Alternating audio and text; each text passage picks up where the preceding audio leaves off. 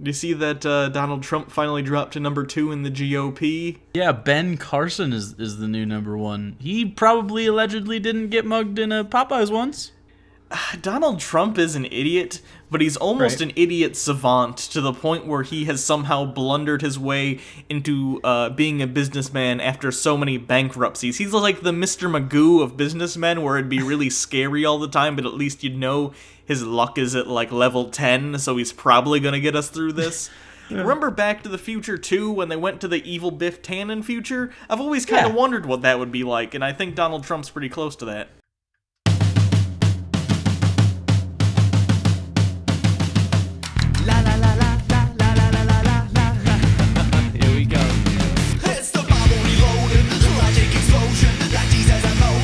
Hugo and Jake, the Bible is jaded, and most of it taken, so get educated with Hugo and Jake.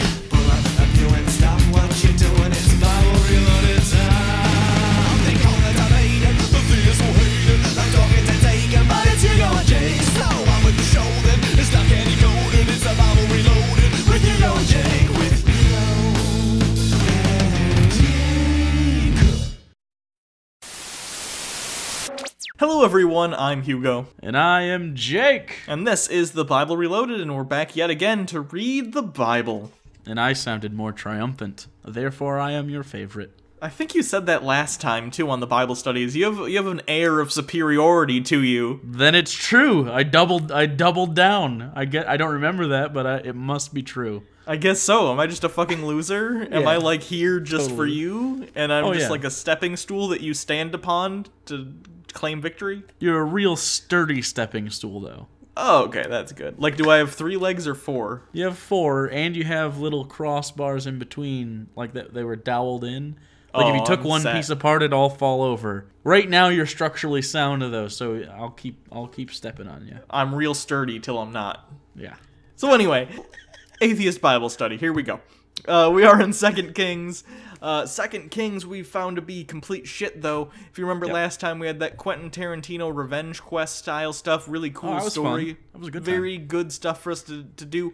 That's the best thing in 2 Kings. The rest is complete bullshit. And we don't want to bug you by being really boring, so we're going to do lots of selective reading and summarizing in this episode, and you're going to like it. You're going to love it. But it's called Kings, so what did we expect? It's a list of kings and their exploits. Most of which are really boring. It's pretty much a Dear Diary. Yeah. Here's the most basic information possible. Now I'm dead. Please read the next diary. Yeah. It's like if the diary of Anne Frank, when she got captured, it was passed off to another child in another attic who was exploring their body. That sounds so interesting. Yeah. The Diary of Anne Frank is the sexiest book I got to read in middle school. Oh, really? You didn't read Grapes of Wrath? Old guy sucks on a titty. Oh, that's pretty good. Maybe Anne Frank and that dude should hook up. Just classic literature probably characters. Both dead, because Grapes of Wrath was during the Great Depression, and he sucked on a titty. Oh, they're both definitely dead. Survival. Also, he was an old guy in the Great Depression. So he might have died before Anne Frank. Good for her. She outlived somebody. You know that Anne Frank and Martin Luther King Jr. were born around the same time? What? Yeah, like if she had lived, she could have totally hooked up with him. He probably would have, too. He was a sleazy motherfucker. Wow, anyway, a lot of history. Again, history today. Lots of who would hook up with who as far as Anne Frank.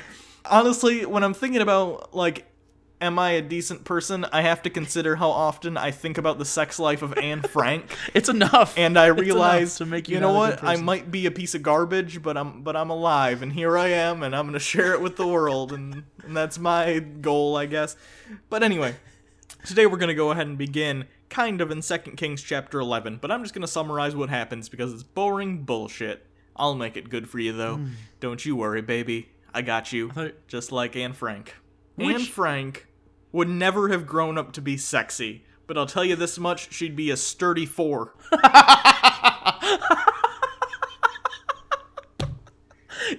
She's a sturdy enough 4 to where you don't say no to the BJ, but you say no to butt stuff. Because you don't think it's clean. Yeah. No, yeah. Like, she's not prepping. She doesn't expect anything happening down there. All right, then.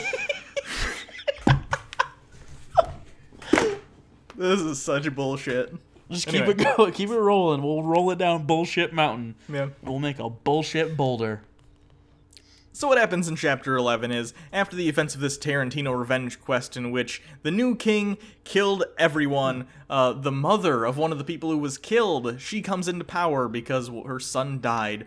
And she goes, well, now I'm in power. I'm liking this. And her name is Athalia, by the way. She starts killing everyone in the royal family. So one of the people who's looking after one of the babies of the royal family, this baby's name is Josh, by the way, takes him and hides him until he's 7 years old. And then when he's 7 years old, she goes and finds some people in the military and goes, this is the rightful king, motherfuckers. I'm talking to you like this even though it's old times, because I'm super serious. And they go, do you have any proof? And she goes, nah, but look at him. And they go, all right. So then this kind of section of military people decide, okay, we're going to protect this baby with our lives. It's not a baby, it's 7, but they call it a baby because they're weird. But then Athalia, that bitch who killed everyone, snuck into the temple where Josh is being kept and is like, oh shit. Oh, snap. She sees them crowning him as king. No way. I'm trying and he's 7, by the way. I'm trying to be excited for them. Oh, good, because they're not excited at all, so I'm glad you can be here. Oh my gosh, Thanks though! for the moral support. This is good. But then she gets caught and they kill her brutally. And then Josh officially becomes leader. I don't know how they explained that to the rest of the people. Like, hey, the queen showed up and we murder her, but this kid is really the rightful king, so he's the king now. And then everyone just agreed, I guess. The Bible's very scant on details as to how it actually worked. But there you go. His name sounds like an onomatopoeia. It sounds like someone stepped on a bug in a comic book and it goes, Josh! Yeah, I could see it. But basically, that sets us up for the entirety of the rest of the episode, and that is kings coming to power and doing shitty things because of some of the policies this kid sets forth. Because, again, he's 7 years old, which makes for kind of a shitty king, if you didn't happen to know that. Free lollipops for everyone over 7. Water slides will be installed in every house, and Happy Meals are deemed not shitty. Happy Meals aren't shitty if you're like 5. Right, that's the point. Oh, okay. Like Any food that comes with a toy is officially awesome when you're a kid. Anyway, so the Bible, what happens in chapter 12 is Josh repairs the temple. Nothing happens here, it's just temple repairs. But what's interesting to me is how it's worded. They talk about how it took like 30 years to repair this temple, and they're like, why did it take so long? Because a 7-year-old did it by himself. They continue to reiterate that all the money that they collected for it, none of it was spent on things that it shouldn't have been spent on. There was no corruption. It was definitely all above board. And it repeats this like 7 times, which makes me think this temple had some sleazy-ass contractors working on it. You don't write they didn't steal money unless someone stole money and you're trying to cover it up. But that's the whole thing. Then chapter 13 starts what I like to call the Why is Israel Fucked Up section. And this is continually just talking about how the Israelites are being assholes and worshiping other gods, and that's explaining why certain historical events are happening, because they can't just say maybe we have a shitty military or are surrounded on all sides by enemies. They have to say that it's their own fault. Yep. They have a real self-destructive tendencies. And then we finally get to something somewhat interesting in chapter 13, verse 14, and that is the death of Elisha. Because if you remember, Elisha, the king of shitty miracles, who's renowned for making soup slightly less shitty and fixing axe heads. I was thinking the bear thing. Why do you keep glossing over the bear thing? Oh, he yeah, was the I bear guess guy. He did kill some kids with bears. Yeah, he does, the most impressive thing he ever does as far as miracles goes happens after he dies. So that's pretty fun. Did he also change the spelling of miracles to miracles? God, you and ragging on my pronunciations, man. I just gotta do what I gotta do. You gotta do Hugo things. Live a Hugo life. I gotta speak English. I gotta fantasize about Anne Frank. You know, we just all gotta do our own Hugo things, and okay? Anne Frank, 100 years. 100 years, Hugo and Anne Frank. Well, not 100. She died at, like, what, 16? 14, something like that, yeah. 14? 14? Wow. Oh, I got a lot of things to reconsider. 16's legal in the UK. 14's legal in Mexico. Oh, well, I guess we know where we're moving. Wow, we are not Anyway. rapey. Just clear the air. So chapter 13, verse 14. Now Elisha had been suffering from illness from which he died. What illness? You know, the one that he died from. Jehoash, king of Israel, went down to see him and wept over him. My father, he cried, the chariots and horsemen of Israel. He just used the chariots and horsemen of Israel as an expletive sometimes. The chariots and horsemen of Israel! Yeah. Just how he shows he's very remorseful. We have a lot of chariots. Did I mention? Anyway.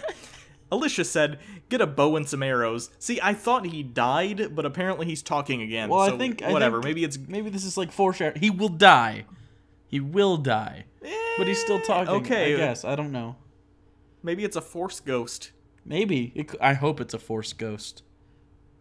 Get a bow and some arrows, and he did so. Take the bow in your hands, he said to the king of Israel. When he had taken it, Elisha put his hands on the king's hands. So this is Ghost. It's like a sexy pottery scene, but it's with a bow and arrow instead of pottery. Okay. I thought ghosts were supposed to be bad.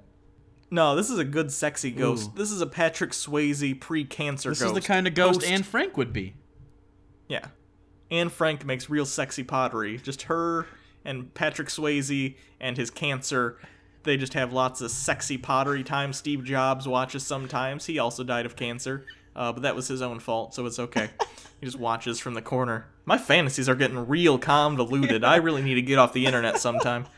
You're not gonna see. This is the point in your corruption where you can't even find porn to sate you. Yeah, you gotta start mixing and matching. You gotta have multiple windows up and try and imagine they're happening in the same window. This is when you start making your own porn. Yeah. Start doing clown stuff. Ooh. We know someone who does clown fetish videos, and man, if I could do that for a living, I would do it. Shout out Quinn. I'll fucking lick Jake's face for a fetish video dressed as a clown. Wait, fuck you. I don't want you to lick my face.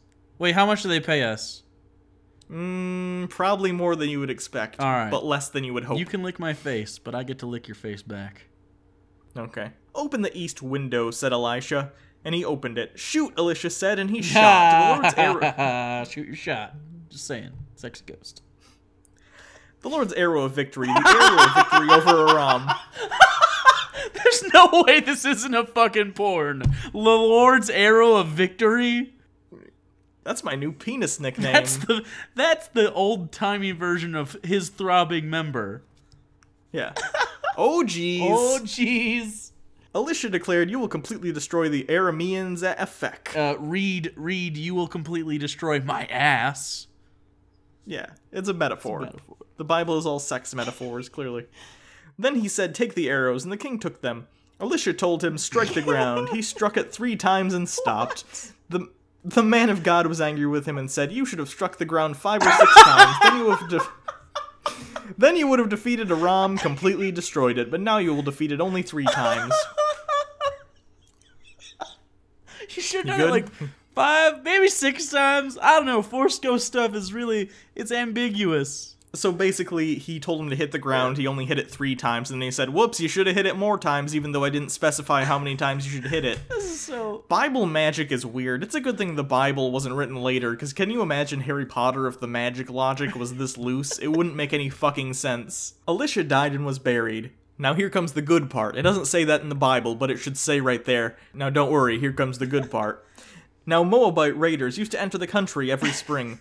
Once, while some Israelites were burying a man, suddenly they saw a band of raiders, so they threw the man's body into Elisha's tomb. When the body touched Elisha's bones, the man came to life and stood up on his feet. And then, no, we don't talk about that anymore. That's the end of that story. A guy's body touches the bones of Elisha, miraculously comes back to life, and it's never mentioned again in the Bible as far as I'm aware. No. So basically, the most impressive thing Elisha ever did happened after he was already dead for years. That's pretty sad, but also pretty rad. It also makes me curious as to why Christians think that the resurrection of Jesus was so miraculous. Maybe someone just found Elisha's bones and touched Jesus' body. You wouldn't know. See, the problem is that even by the Bible's internal logic, you can't prove that what Jesus did or what happened to him was all that impressive, because shit like this was happening in the Old Testament all the time. People coming back from the dead. So, Jesus, I'm sorry, we're gonna have to break up. Oh, did you do that via text? Yeah, you gotta. You gotta break up with Jesus via text. We gotta talk. And then they find it 5 hours later after a really bad day at work. And Jesus is like, LOL. Trying to shrug it off. And you're like, no. For real, though. Jesus afterwards, like the night after that following weekend, posts really passive-aggressive Facebook posts like, going out to the bars with the disciples, great to be free, hashtag single life. Yeah, it's like that. But really, he's fucking crying on the inside. He goes to the gym and does status updates every week. Tries to slit his wrists, but he can't die because he's Jesus. And the next thing that's interesting that happens is in 2 Kings chapter 14, and that's something that happens in the middle of a story. The story itself isn't that relevant, but in verse 5 it says, "After the kingdom was firmly in his grasp, he executed the officials who had murdered his father to the king. Yet he did not put the children of the assassins to death in accordance with what is written in the book of the law of Moses, where the Lord commanded, 'Parents are not to be put to death for their children, nor children put to death for their parents. Each will die of their own sin.'" Now this is interesting because this goes directly against a lot of the teachings that the Bible has had in the Old Testament so far, which is the sins of the father argument. And that's a huge part of canon that certain Christians will use to justify why it's okay that certain people go to hell. Right. For instance, you could say you lived an entirely sinless life, but some Christians would say that because of original sin, what Adam and Eve did, we are all tainted and thus all deserving of hell. Now, here in the Bible, it's saying that no one is accountable for anyone else's sins, which contradicts that. So there you have a pretty interesting scriptural canon. Not necessarily event contradiction, but definitely a contradiction of what the Bible's telling you about sin and how it's passed down. That specific law is actually in Deuteronomy 24:16. It's a huge oversight on the Bible editors. I assume they had an editing room, much like the floor of like a New York Post. And they have one angry manager guy with a mustache. He's like, "We gotta write the story," and then the one guy standing by his laurels is like, "No, we have to write the real stories. None of this fake mamby-pamby bullshit." That's how I like my newspapers to go. So then the next, 2 pages are all just stories of the kings and their various reigns, and a single theme carries throughout. And what happens is, king comes to power, he maybe does 1 or 2 good things, but he doesn't take down the idols that people are worshiping, and because of this, God punishes them and takes them out of power, whether it be just they got old and died, or there's an assassin, or whatever. This goes on for 2 pages, and then we come to chapter 17, verse 16, Israel exiled because of sin. And here we have sort of a switch, because what happens is there's a serious downsizing at this point in the Old Testament of the Israelites, because up until this point they've been a fairly powerful empire. They've sort of etched out this huge area in Israel, but at this point there have been so many shitty kings and God keeps making them lose because they're worshiping other idols. They're now getting to the point where God is making them not exactly a power to be reckoned with, and this section basically just details that. They forsook all the commandments of their God and made for themselves 2 idols cast in the shape of calves and an Asherah pole. Didn't they already do the calves thing? And then They've done the calves they tacked thing on so an many extra times. calf, and then they're like, "Fuck it, Asherah pole too." Boom. Yeah, calves are a big thing. You'd think they know not to do the calves thing after what happened with the whole Moses. He made them drink liquid gold. Do you think it was the animal choice? Do you think they should have chosen make golden mallards? Mallards would have been fine. I can respect a golden mallard. I can't respect a golden cow. They bowed down to all the starry hosts. Another worshipped Baal. They sacrificed their sons and daughters in the fire. Whoa, they had the fire. Yeah. Their sons and daughters? Do you think they just kept one fire burning?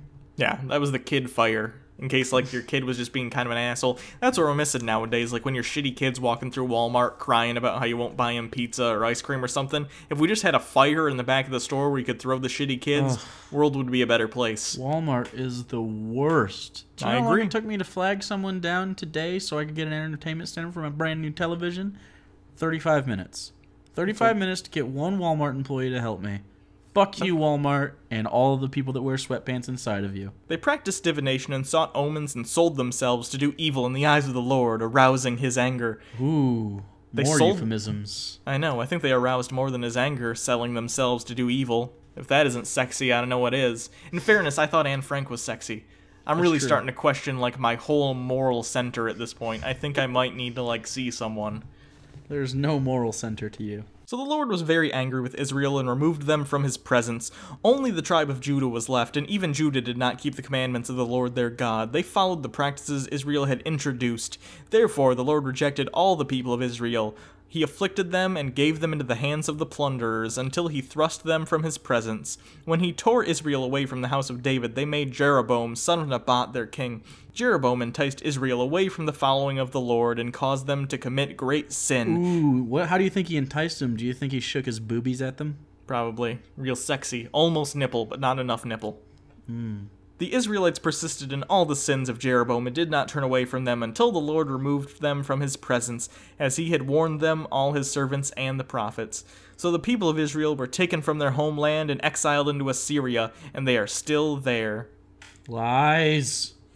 They're not still there. So today we're going to finish in Samaria resettled, and again this has to deal with the Israelites leaving the area and being downsized and pushed out, and then this kind of has interesting commentary about how God works also, so that's why we're going to stop on it. But here we go. The king of Assyria brought people from Babylon, Cutha, Ava, Hamath, and Sepharvaim, and settled them in the towns of Samaria to replace the Israelites. So now the Israelites are gone, and they're saying, this area is empty, we've kind of conquered them and dealt with it, let's start repopulating the area.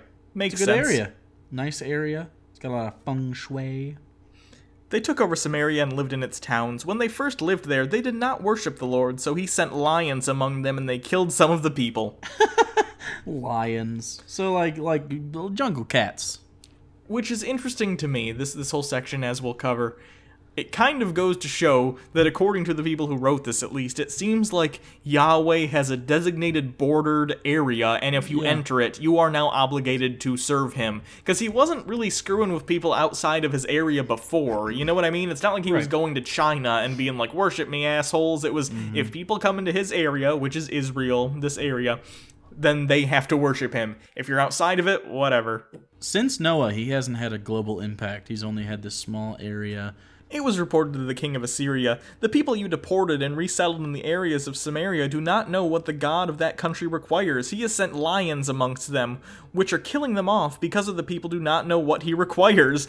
So not only was God killing people with lions because they weren't worshiping him correctly, he wasn't even sending them any notes like, hey, I'll stop the lions if you like burnt offerings or whatever.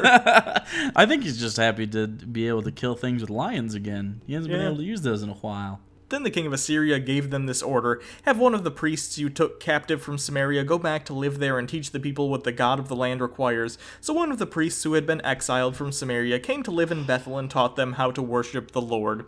So now all the people of this area converted because they felt it necessary to keep them protected. This is pretty much how you explain how religions spread in a book where you know nothing about how humans work. You don't know anything about anthropology or how that practice of culture spreads. So you're like, it must have been I don't know, lions or something probably murdered them a bunch, and they're like, lions suck.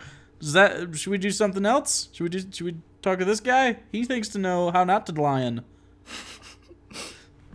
Nevertheless, each national group made its own gods in several towns where they settled, and set them up shrines to the people of Samaria, and they made at high places. The people from Babylon made Succoth-Benoth, from Cutha made Nergal, those from Hamath made Ashima, the Avites made Nibhaz and Tartak, and the Sepharvites burned their children in the fires as sacrifices to Adramelech, and Anamelech, the god of Sepharvaim. So basically they were just making other gods, but it's cool, because some of those gods you can actually find information about, like Nergal, who is very cool. Nergal is cool because his emblem, going along with the thread of this entire episode, his emblem was a cock. And Nergal actually means dunghill cock, meaning that he was a cock on a hill made of dung. #anal. Also, Ashima, she was just the West Semitic goddess of fate, related to the Akkadian goddess Shimti, which also means fate. But I thought it was interesting that they kind of had, it's just a kind of a window into the people there. Like, we all look at Yahweh as this sort of monopresent soul god. Obviously, they're monotheistic now, people that follow the God that exists in the Bible. But it's interesting that the people around that culture still had, like, patron gods of their own towns and stuff, much like Greco-Roman. Nergal was actually a solar deity, but only like part of the solar phase. So I don't know, they had gods for all sorts of different shit, and I just think it's interesting that out of all of those, the one that was least complicated made it out. That makes sense. Maybe that's why. That might be the reason, because it was very general. It was general enough that it had a catch-all for people, basically. I also think there was a lot of something more simple to hang on to like that. In an area like Mesopotamia and the Fertile Crescent, where there's so much competition for other gods to inflict, makes sense that the monotheistic God would make it out. I mean, even you see how Christianity spread throughout after in the Roman Empire, and they were polytheistic.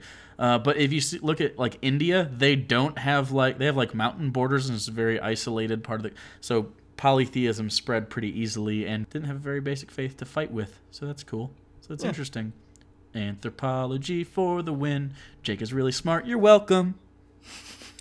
So they worshiped the Lord, but they also appointed all sorts of their people to officiate them as priests in their shrines at high places. They worshiped the Lord, but they also served their own gods in accordance with their customs of the nations from which they had been brought. Those bastards, how dare they not convert? How dare you keep your own culture from your own lands? To this day, they persist in their former practices. So that's basically what happened, is they come in, they start worshiping their own gods. God's still pissed. Israel, or at least the nation of Israel as far as the people are concerned, they've been put subject to these people because they were also worshiping other gods. It's a whole clusterfuck, but I'm pretty sure in the next episode we're going to finish up with kings, though, because it is just a mess, if you could not tell from this episode. So, thanks for sticking with us, and we hope it was still entertaining for you. I'm sure it was, because we talked about sexy Anne Frank, who is the sexiest of all women named Anne, including Hathaway. That's a bold statement. You know what? I'll dip a toe in both those waters and let you guys know how it turns out. Hathaway, give me a ring. We will talk. Maybe we can read Anne Frank's diary together. That'll really get us going. Oh, God. So thanks, everyone. You can always check us out on Twitter at Bible Reloaded. You can follow Hugo at Hugo Reloaded. You could also subscribe and get more of this scrumdiddlyumptious goodness. If you want, you can always donate to our Patreon campaign. That'd be really cool. We do a once-a-month patron-only hangout. Last month we missed, though, because of Jake's move, so we're doing 2 this month, and the next one will be this Friday. This Friday being the 6th of November, which is awesome. Will be 7 p.m. Eastern Time. This is also the very last week to get your TBR Pride shirts. The other one is done. You can no longer get the TBR No Border Tee, the old school, any of those. Those are all done. You can't get those anymore forever and ever, because actually we have updated graphics, as you can see right there. Look at those beautiful graphics. You'll notice it's the same guy, but it's we changed it to what's called vectored, which if some of you don't know, it's kind of like a more pixely thing. But we also changed the font, so the font is a little bit more congruent with our current design, and also it's tightened up a little bit. It's more vibrant and looks better on t-shirts, and also just looks better in general. So you can only get the Pride shirt now. There's plenty left, but there's only going to be like a little bit over a week to do it. I could only get it in white, but that's fine. Show your pride. People ask for this a ton. Our resident artist, Izzy, made them for us to make sure that we could get them out for our last Teespring of the year.